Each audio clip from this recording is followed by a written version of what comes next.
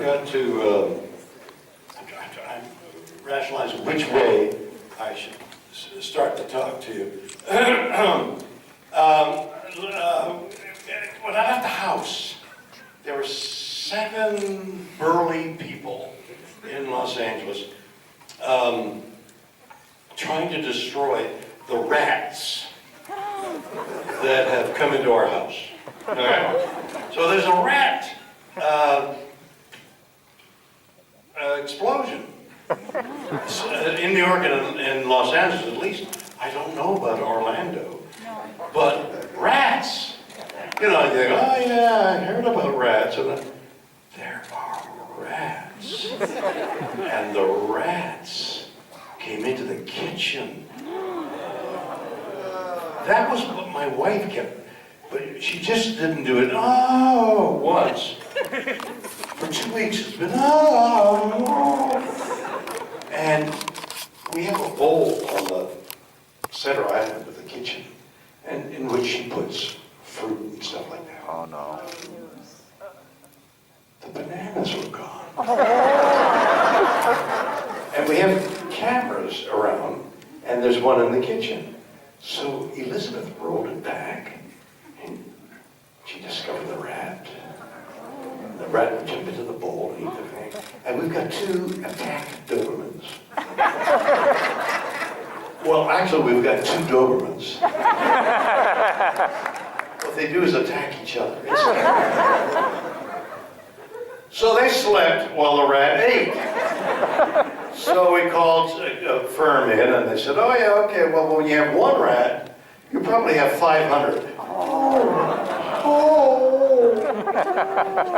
So we've been busy at the rats. Now, the reason I bring it up is this company that's ferreting, I shouldn't have said ferreting, is discovering where the rats live. They live all over. They live behind the stove. They live behind the refrigerator. They live under the floor. They live in this attic. They're rats all over. And they know where that bowl is. And I was thinking, as I was being driven through the maze of trying to get here, we're rats trying to get out of the maze.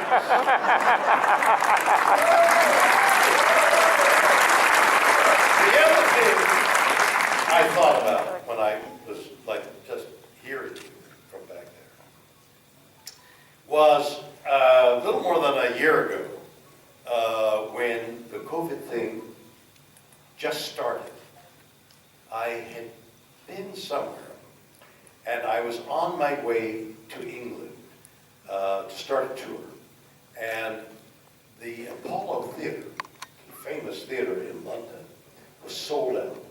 So it's Monday night, Monday morning, in a sold-out theater in the Apollo Theatre. And I'm resting because I got the evening performance. So I turn on the television about 10 o'clock in the morning, and Boris Johnson is saying, all right, no more than 10 people can meet at one time, and no gathering of any kind is allowed in London because of the COVID there. And I'm in England, I'm in London, to be at a theater in front of 3,500 people. So now I don't know, whether like coming through the curtain here, and that's why I'm reminded of it, coming through the curtain here, or just as I arrived, I thought, who can find this place? And if you can find it, you're exhausted. It's so far away from anywhere. And look at all of you here. So when I went to the theater, the Apollo Theater that night, and I stood behind the curtain, I'm thinking, is anybody going to be there? And I step out, and 3,500 people are there. I got chills. Just talking about that. It might be the air conditioning, I'm not sure. But there were 3,500 people, and it was a love fest. It was, oh my gosh, we're here. We're with and it was an extraordinary moment for me in the theater. These 3,500 people decided to come and stay in the theater. And it's incredible that so many people would work this maze to get here. And I'll bet you walked, right? I didn't walk. I had a cart. Should have been there. But even with the cart and with Dalton, my security man is kind of good looking. He fits the role perfectly of security. Hello, my name is Dalton. I'm here to secure you. So, yeah, that's my way of saying thank you for coming that long distance away, and I appreciate you being here. So,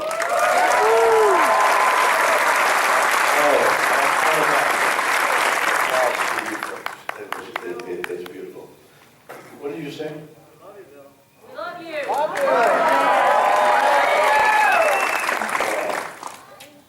I mean, yeah, no, it's like the rats. Oh. It's beautiful. It's a beautiful. I'm so. You might not be able to tell it with the tears running down my eyes, but it's a very moving moment. It is a very moving moment of a group of people and this person up front here. I'm overwhelmed by it all the time when you come by, and I'm dazzled by the attention and the fact that you say those words is very meaningful to me. Let me, before I ask you to ask me questions, a couple of other things that I thought you might find interesting. One is that during this COVID thing, this lockup, we were all locked up, and I'm in this house, and not as locked up as many people, because I have a nice, big house, and I have a car, and I have horses in a distant place, and I'm able to go ride my horses, and then a Zoom machine, and I'm able to work. So it wasn't terrible for me. But in addition to horses and room and stuff like that, I had the most profound experience that I want to tell you about during this COVID year. So there's a friend of mine. His name is Rob. And we call him Rob, but I will now call him Rob the Poet.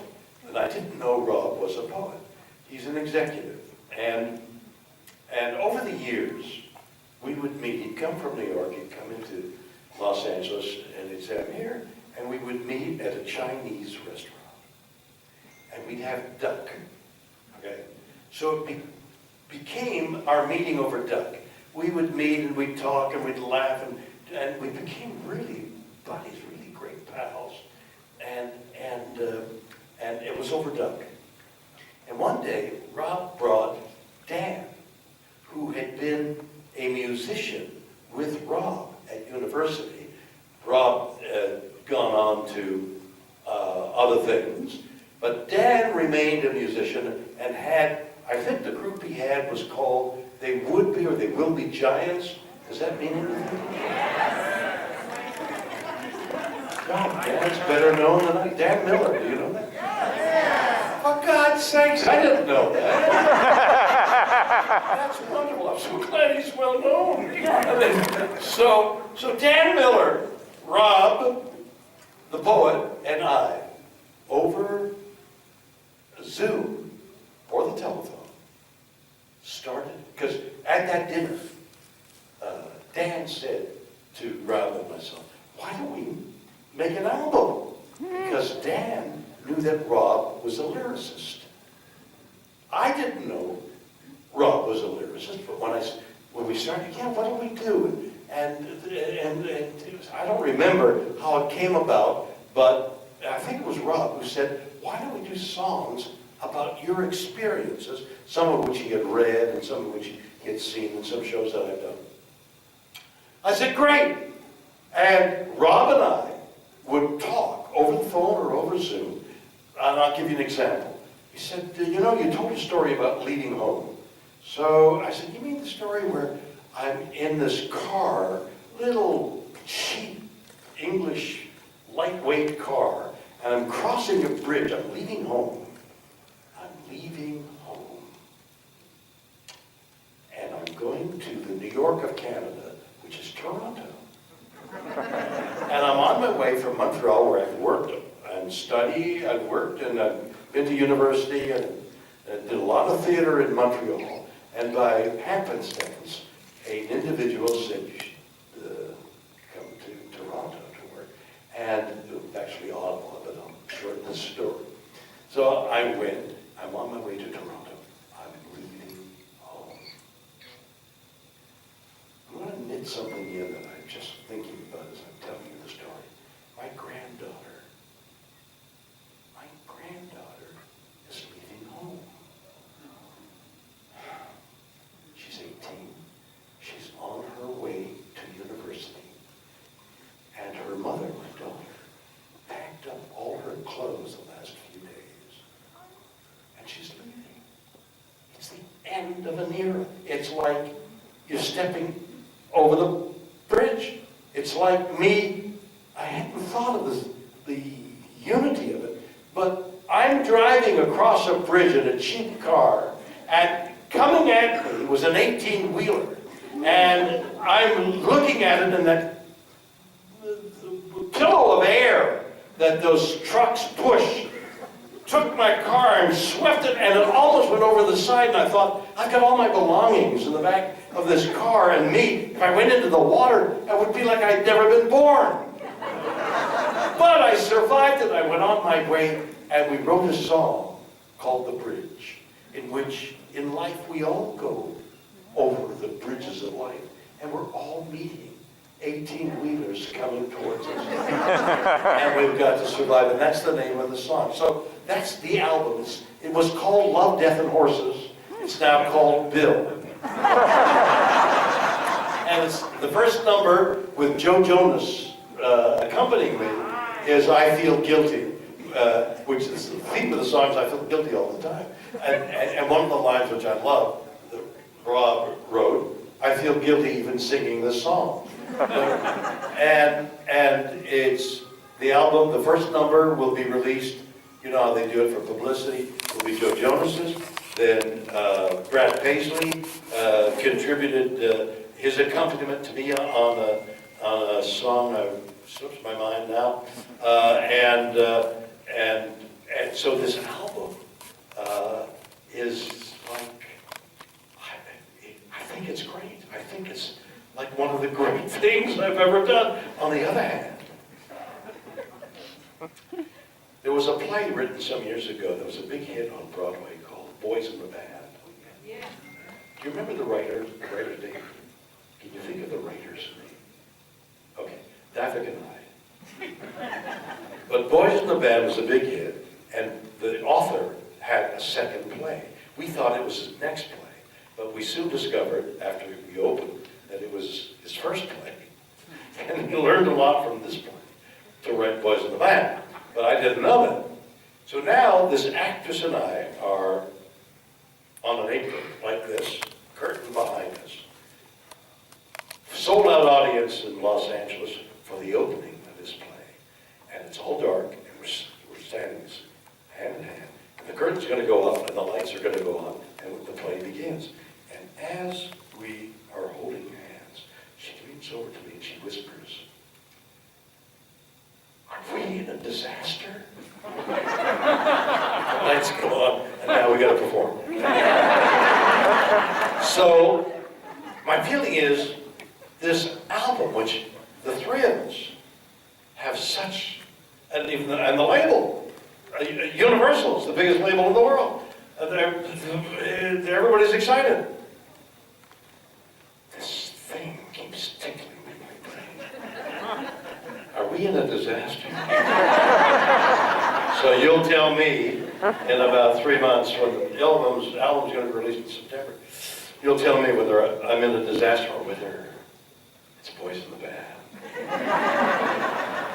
Okay, so that's what I have immediately to tell you. I'm doing a talk show called I Don't Understand. they said to me, this network said, would you like to do a talk show? I said, yeah, you know what, I'll do a talk show, but I want to call it I Don't Understand, which is everything I don't understand. Which is everything, because I don't understand anything. Well, do we understand anything? What, for example, see, you got me going. For example, like we're all contributing subject matters. So I was talking to a guy working on the house. He was patching up the holes where the rats go in and out with cement, with concrete. So I was talking to Larry, and he's working, and he says, you know, this is, I said, what's the proportion of cement to concrete and the sand and the boulder and the thing?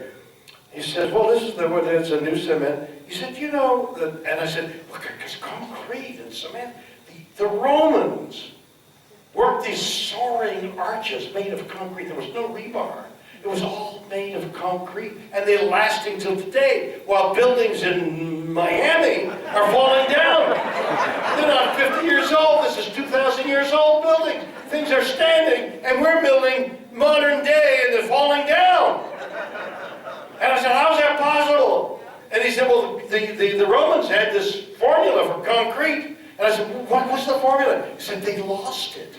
They lost the formula to concrete and cement. And it was gone for, I don't know, 1,000 years? And they're only rediscovering what the Romans knew 2,000 years ago. How is that possible? I don't understand. And that's going to be one of the subjects of this half-hour show. Like, how the heck does the Roman Empire lose the thing? I mean, they're known for their roads and their buildings, soaring arches, and they discovered the arch and the arch pressing up against each other, so it stayed. It was monumental. We lost it. Can you imagine a guy saying, George, or Romula, what was the formula for that stuff we put together? And the guy says, you mean the stuff that we made the concrete arch and the arch? Yeah, what was that stuff? Well, how did we put it together? And the guy says, I don't know. Imagine the moment when they said, we want to make I keep getting the terms, concrete and cement. Imagine they want to make the concrete, and they said, yeah, let's make the concrete. And somebody discovers they don't know how to make it. It's like chicken soup that your mother makes. She would never tell you the recipe. You put a little noodle in there, and a chicken, and a little salt and pepper. Okay. I'm sure you have questions. Oh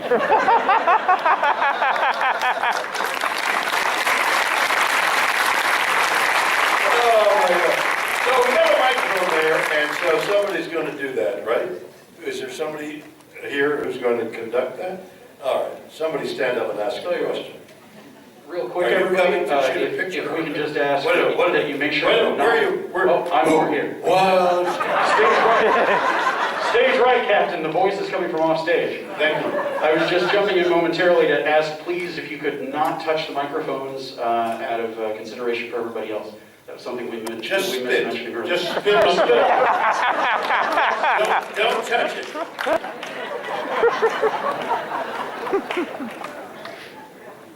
Go ahead, baby. Hi. So this is kind of a random question, but Wait a minute. With the mask on, you got to go slow. there's a word in Slowly, as an adverb conditioning goes. there is a word in the novelization for the first Star Trek film that Gene Roddenberry used to describe the relationship between Spock and Kirk. I think it's pronounced Tahila. It's what? I believe it's pronounced Tahila. It's like, you know, the Vulcan word. Oh, it's a Vulcan word. Yeah, it's like T-H-Y-L-A.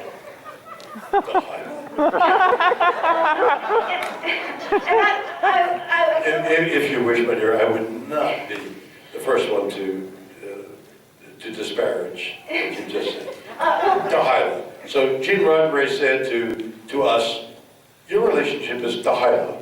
Yeah, it's a word that he basically, I think, invented just for that, just to describe them.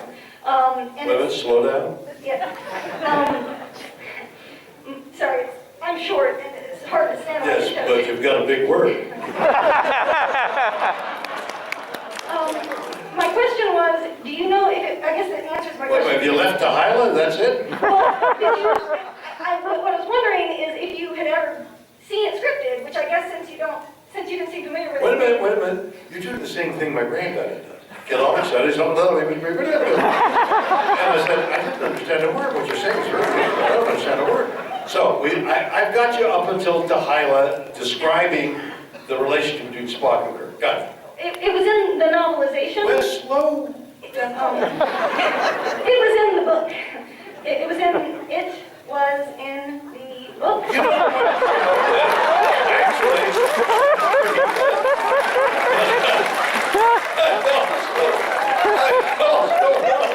I want to give you a slight hint that you might be able to use. You're very young, and you might be able to use what I'm about to say quite often. You can lower the microphone. You don't have to stand on tippy toe, which is Vulcan force, raising your height. Now! Thank you. Now you gotta scoot. I was wondering if it had ever been scripted, if it was ever in a script that you were asked to read. Let me tell you something. Uh-oh. How old are you? I'm actually 34.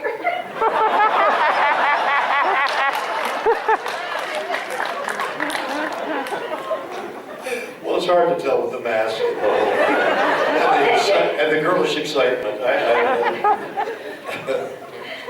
So I won't find fault with you. It's just that with my granddaughter going off to school, my words of wisdom were, Gaia, you know, you're going to go, you're a pretty girl, you're 18, you're privileged, you got to be careful because there's some streetwise people out there. She says, I'm streetwise. I said,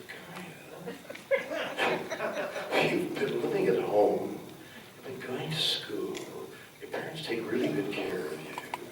You're not streetwise. Okay? I'm not streetwise, and I can't tell you the number of times that I've been taken advantage of. So, I want to tell you something. What's your name? Laura. Lauren? Laura. Laura. Laura. Sometimes people will fool you and tell you things that aren't true. Like the word date.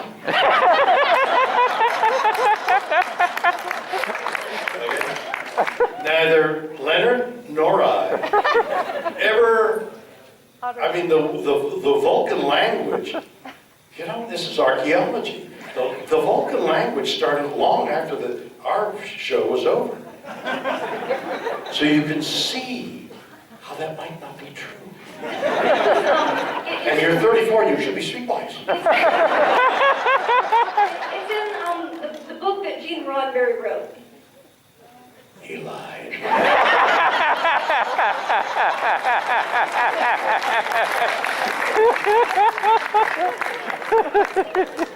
I've had you, that's enough.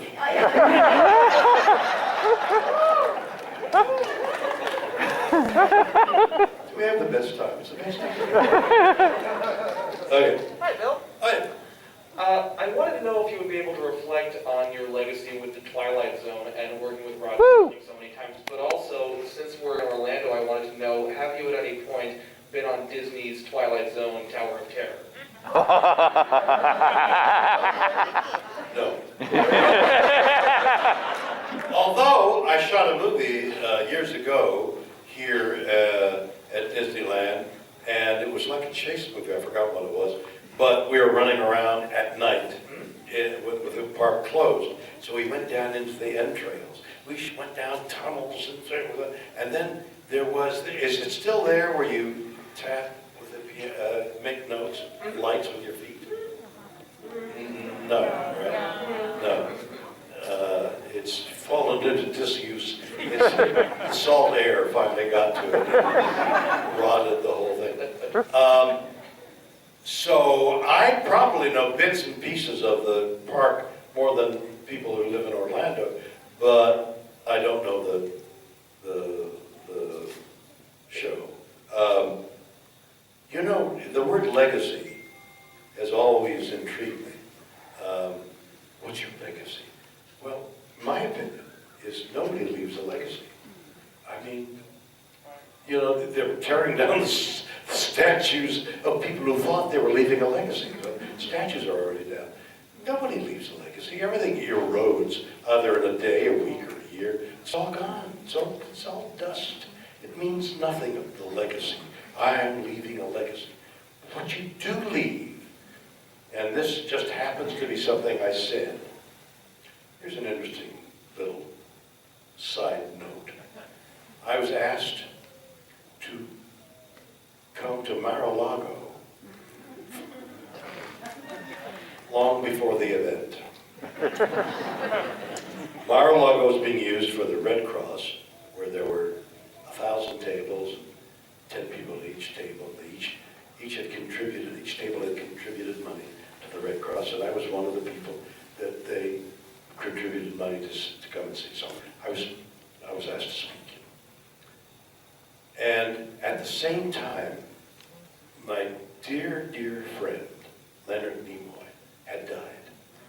And that morning, I was supposed to be here in Florida in the evening, but that Sunday morning was the funeral. And I had to choose which to do. And I chose the Red Cross, and what I said to them was, there's no such thing as a legacy. The legacy you leave are the good deeds you do that reverberate and repeat itself for the end of time. It's good deeds are your legacy, and usually the good deeds are forgotten 5 minutes after you've done it, let alone, 100 years, 1,000 years later. But who knows what lives we're leading as a result of a good deed that somebody did 500 years ago.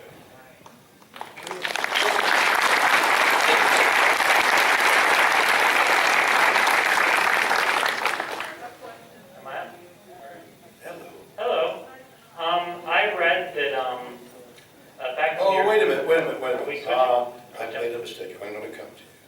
But there was, I could tell. I didn't hear the words, but the sound was irate. What have I done? Which is the name of a number in one of the songs in the album. Is what have I done? Right. What? Oh, yes. This is Dalton. Handsome Dalton. The mic's not on. No, I'll tell you what you should do. Watch this. This is an executive decision. Come around here and go to that microphone.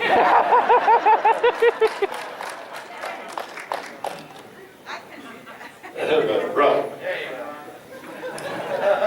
That wasn't a run. That's my man. Wow, all of this just to find out. It better be this question better be worthwhile. I really want to know, I watched you on Shark Week with Josh. Oh my God, Shark Week. Did anybody else see Shark Week? Nobody saw It it. was awesome. And I just wanted to know if you would ever do that again with Josh, without Josh. If it was that impactful for you. He's a funny guy, John. He is a funny guy. Well, just to bring you up to date, Josh Gates runs a show. What's it called? Adventure or something or other? What's it called? Adventure? Adventure. Well, Adventure. he does. So That's his he's position. got a job. I don't know how he got this job. Anywhere he wants to go in the world. Anywhere, anything. I do a show on the History Channel called The Unexplained. Yeah. And one... 3, 4, 5, 6, 7. And one of the segments of The Unexplained was about these Russian students who went into the Ural Mountains, big mountains, somewhere in Russia. And they went in the middle of winter, 20 students, and they pitched a tent, apparently, and they disappeared for about 3 or 4 months until the winter was over, and the Russian soldiers came looking for them, and they found them. And they had obviously cut their way out of the tent they were living in, ran with their night clothing on into the blizzard, into the snow, and they all froze to death. Their bodies are mutilated, and nobody can explain why they were all scattered around. Nobody could explain it. Okay? So The Unexplained took it, and then, no, we don't know. It could have been the automatic winds, I think that's the name, where the winds come down, they make sounds, drive you crazy. Or it could have been the tribes, or it could have been but there's no answer. Okay? I meet Josh Gates, or he calls me, he says, "We don't like to do that." So now, Josh Gates, and I look at a program. Oh, there's the Josh Gates is in the Ural Mountains, on the hill where the tent was found. And it's 50 degrees below zero, and he's in this hazmat suit with a big thing, and he's saying, "I don't know why they would come out here," and he's walking around at 50 degrees below zero. This guy is out of his mind.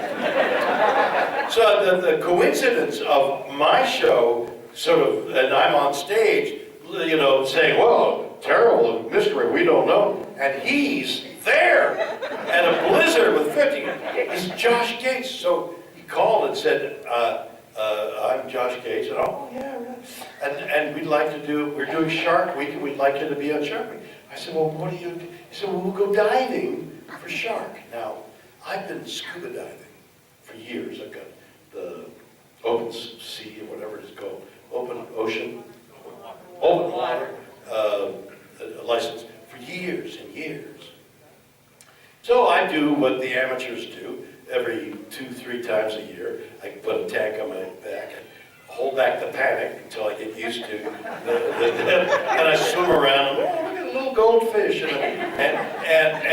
And before we go in, the dive master would say, "All right, so there's black," now this I don't remember, Dalton, if you could correct me, "there's white tip and black tip sharks and around the reefs. Right?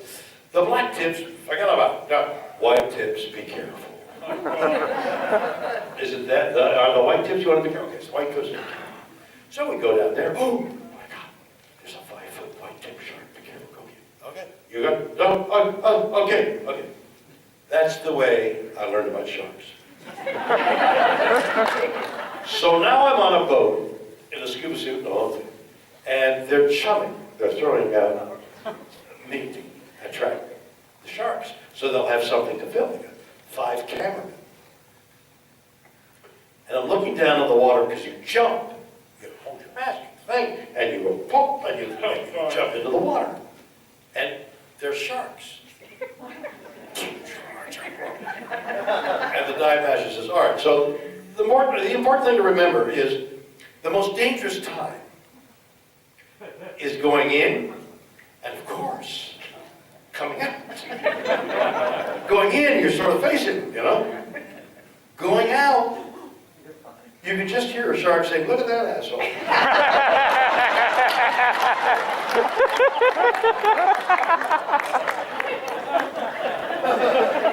I'm now down 50, 60 feet of water, and tiger sharks next to the great whites. There's the tiger shark.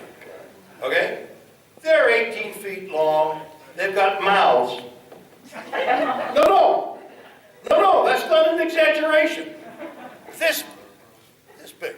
And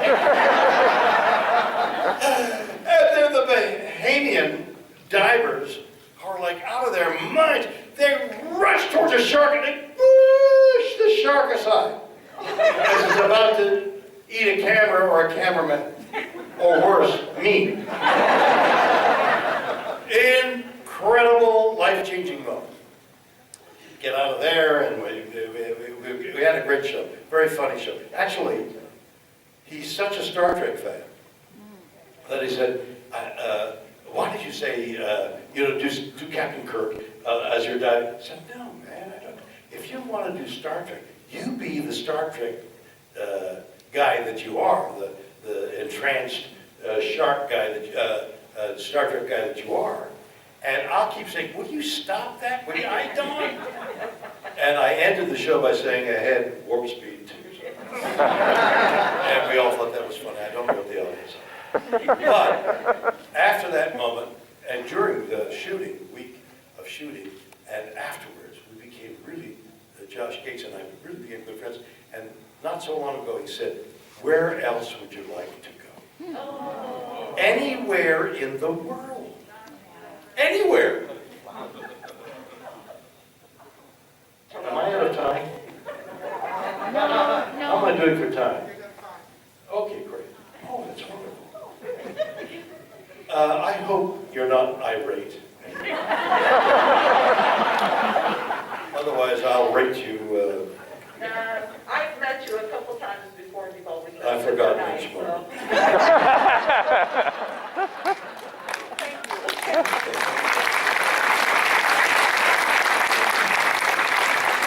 Hello. Yes. Is this less irate? It's time. It's time! But you guys don't watch MMA, so you don't know what I'm doing. I read that during the original series. Wait, what? During the original series. Yes. You attempted to pitch a few episodes and wanted to direct one. My question is, what made you want to go from being in front of the camera to behind it? Power!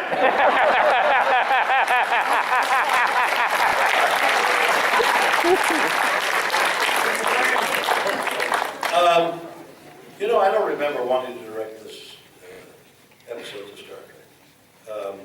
I heard a rumor you were set to direct the last one before it was canceled or something like that. I don't remember that. That's something I would remember. No, I don't recall. There was just too much work as an actor. You can get by. I mean, there are people who direct themselves and are playing leading roles, but you're risking the. An audience tells you whether this album. You're going to tell me whether it's good or bad. I think it's good. You're going to tell me when you hear it, I liked it, didn't like it, and yours is the last word because that's what we're doing. So the creative person needs a little feedback from, in this case, an audience as to how you're doing. So that feedback may come through an executive who has a good idea of, or the producer who may be talented, or anything like that. You need feedback because you get too close to the stuff. Oh, God, that moment was great, and it's not. Surprise! No, you're wrong again. Ladies and gentlemen, thank you very much. Thank you for coming.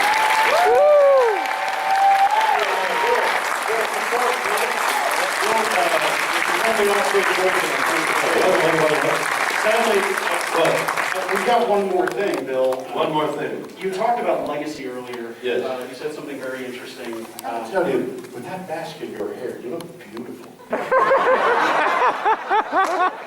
Well, didn't expect that kind of Captain Kirk interaction this evening.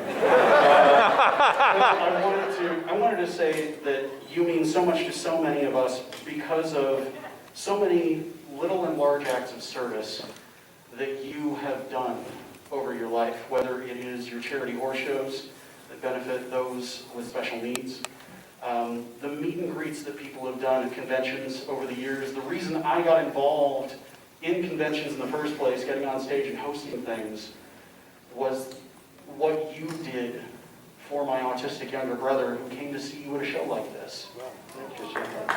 That's beautiful. We've missed a lot of things during the pandemic, right, everybody? We also missed something very important, and that's this gentleman's birthday back in the month of March. So I figured if we could get a party full of people here, it's almost September now, for God's sake. I did my best.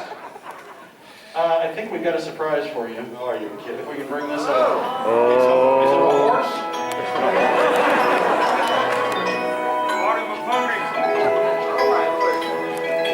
Yeah, it's a little guy in a white suit. It's two people wheeling a coffin. The guy in the white suit's gonna put me in a coffin. Birthday to you. Happy birthday, dear. Birthday to you. Oh my God. Oh, come on. This is incredible. What's your name? Chef K? K-A-Y? K. Just K, letter K. Chef K. What's your name? Romero Obasto. Is that pretty close? That's fantastic. You It's all chocolate, you did it.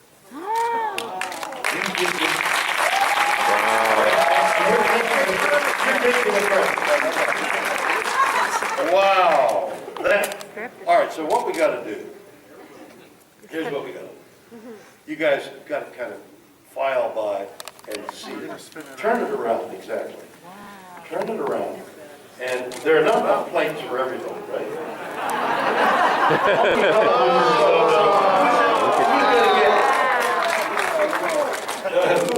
Who's going to get the cake? And especially, who's going to get me? Is that edible? Me? I'm edible? Give me.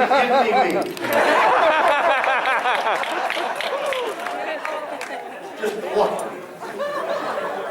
Well, maybe you better not pluck it. You pluck it, I'll suck it. Whoa!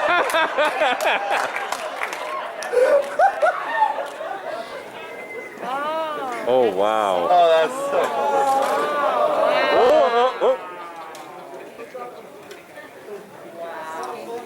The resemblance is astounding.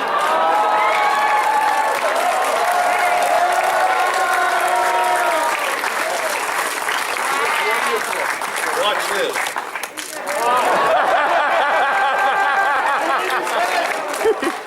I give great mouth.